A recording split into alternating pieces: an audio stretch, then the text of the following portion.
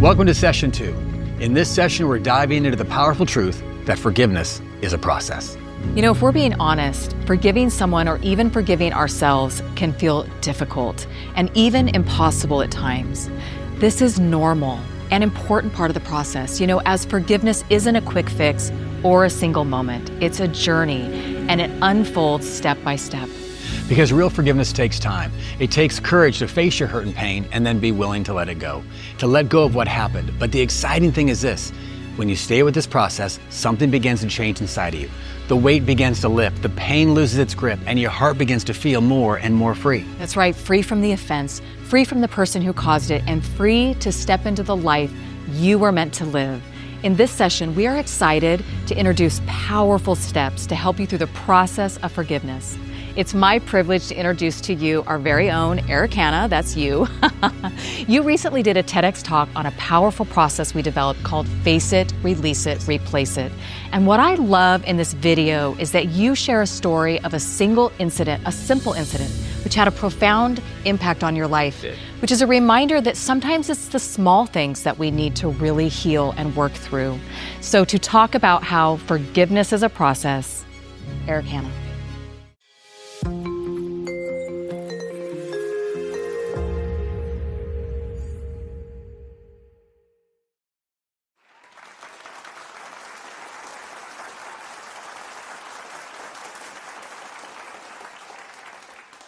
As the founder and CEO of an organization that's helped over 100,000 students build mental and emotional resilience, I've learned firsthand how pain can shape a life and how forgiveness can set it free.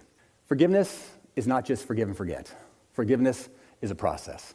And the process that I've used to help transform thousands of lives around the world is face it, because you got to feel it in order to heal it. Release it. You got to be willing to let it go and replace it with new thoughts, a new perspective, a new identity. I know face it, release it, replace it works because I've used it countless times in my own life. But before I tell you my story, let me tell you about Anna. Anna got in a fight every single day, sometimes twice a day. She got kicked out of 16 schools, and the last school she got kicked out of, she punched the teacher in the face. 2 weeks later, they brought our program in, and they said, Anna, you can come back on one condition. You've got to go through the program. And she agreed to do so. The first day of the program, you have to identify a dream you have for your life. And if you can imagine, Anna identified she wanted to be a law enforcement officer. The next week, you have to identify who are the people in your life that don't support your dream that you have to step away from, and who are those that support your dream that you need to bring in your life and embrace. It was that day she realized if she was going to be a law enforcement officer, she'd have to arrest half of her family, who were huge in the gangs. That next week, she decided to face it, release it, replace it, forgive her family so she could break free and move forward. A year later, she graduated with a 4.0, went on to University of Alabama and graduated with honors, and now is becoming a law enforcement officer. But Anna's story is not just her own. It represents the hurt and pain of students all over the world and their desperate need to overcome it. You know, our youth are facing a historic epidemic. Nearly 60% of all high school students now struggle with anxiety, according to PRB. 5 million high school students every year seriously contemplate ending their life, according to the CDC. 76% of schools are reporting major mental health issues among students. We're at a tipping point. We're facing one of the greatest challenges of our time, the breakdown of emotional health of a generation.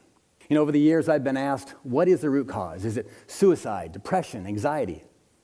And the answer is no. These are the symptoms. From my experience, the root cause is unresolved hurt and pain. If this generation doesn't release its hurt and pain, it ruins relationships, leads to self-harm and violence, and reduces productivity. Now with 75% of Gen Zers who've quit a job because work is too emotionally challenging, according to the Harvard Business Review. But the good news is this: there is a proven antidote. Building mental and emotionally resilient youth and students will change the heart of this generation. Experts across the country like Elizabeth Scott and Sven Hansen agree that emotional resiliency is a trait that can be developed. It is 100% learnable.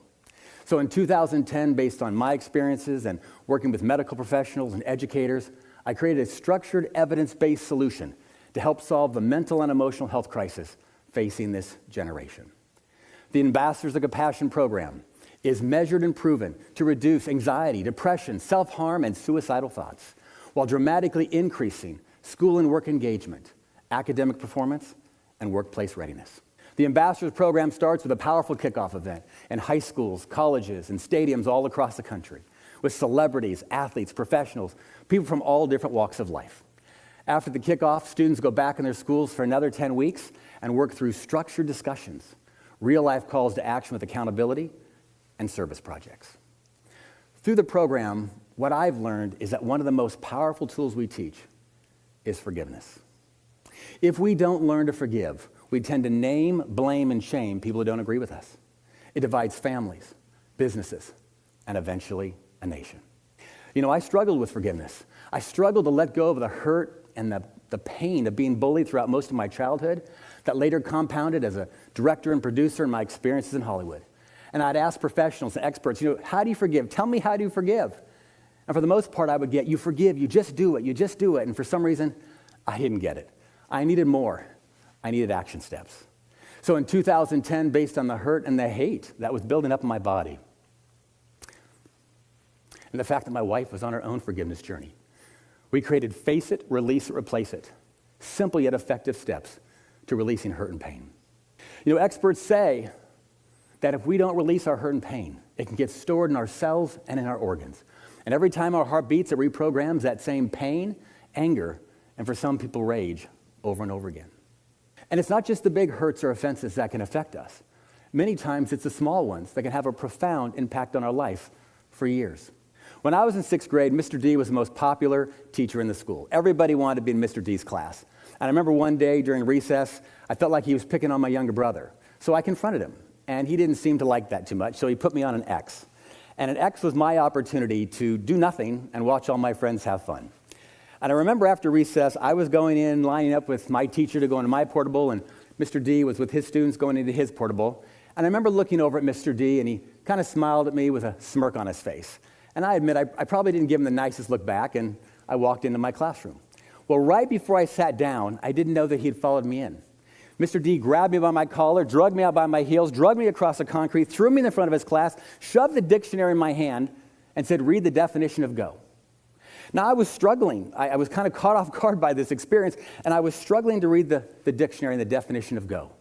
Now, at that time in my life, I was top 3 in academics in my class. And as I'm struggling to read this dictionary definition of go, which is one of the longest ones of the dictionary, I remember it like yesterday. Mr. D pointed to his class, and he said, laugh at him, louder, louder, laugh at him. And I looked over at Mr. D, and he said, "You can't even read." I remember slamming the dictionary, throwing it on the ground, and walking out of the classroom. For about a week later, I couldn't even read. The words simply would just fall off the page. My mom took me to ophthalmologists, eye doctors, they gave me glasses, but nothing changed. And for the next 35 years of my life, I carried this secret that I would be discovered that I couldn't read.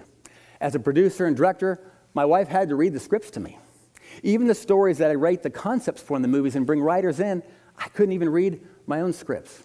I remember in college, I was a place kicker at the University of Colorado, and I had to sit next to the smart girls, the girls that took good notes, just so I could play and be eligible. Well, a few years ago, I remember going through the forgiveness process with other people in my life. And I thought about Mr. D, but I thought, that's 6th grade, that's dumb, I don't need that. But for some reason, I couldn't let it go. And I remember when I finished the Face It, Release It, Replace It process with Mr. D, I felt this huge exhale. I didn't expect it at all. Just this emotional release. And I remember about a week later, I was looking at my texts and my emails, and I remember thinking, the words just stay on the page a little longer. And all of a sudden, I noticed I could begin to read. My wife noticed I could read. My kids noticed I could read. And after doing some research, I discovered I, in fact, was one of those people that had stored my hurt and pain in my cells and organs. And when I forgave Mr. D, not only did I have an emotional release, it had a profound impact on me physically. The process starts with face it. You got to face your pain. Many people fear this step because you got to feel it in order to heal it. I had to go back in my mind and I had to revisit the fear and the embarrassment and the shame, really, of that moment with Mr. D. Then you got to replace it. You got to be willing to let go of the injustice and all the reasons why you don't want to forgive. I actually visualized Mr. D as a wounded child, somebody who had obviously gone through some negative experience when he was young. And when I did that, Mr. D went from this monster in my 6th grader's mind to this person who was broken, a person I could have compassion for, and it made it easier for me to forgive him. and then finally replace it. I had to imagine what a healthy Mr. D would have done or said in that situation. I visualized him genuinely saying sorry and apologizing to me for what he did at that moment. And then I had to imagine myself, my adult self, coming alongside my younger self and comforting myself in that moment when nobody else did. And then I would visualize myself again as an adult, coming alongside my younger self and rescuing myself from that situation when no one else would. And then I had to let go of the old thoughts and the old identity that I was just some stupid guy who couldn't read, and embrace the truth of who I was without the pain controlling me. You know, I've used face it, release it, replace it countless other times in my life. And as a result, my wife, my children, and my colleagues, they experience a more healthier, more whole, free version of me. You know, my Mr. D story is relatively small compared to the tremendous amount of hurt and pain that people are experiencing all over the world. But the great news is this: through the power of forgiveness, we have the ability to let go of that hurt and pain that keeps so many of us from getting to our greatness. You know, imagine one day if we had a National Forgiveness Day, a day where our nation would come together and face it, release it, and replace it. Because when we choose to forgive, we not only heal our past, we create a healthier future.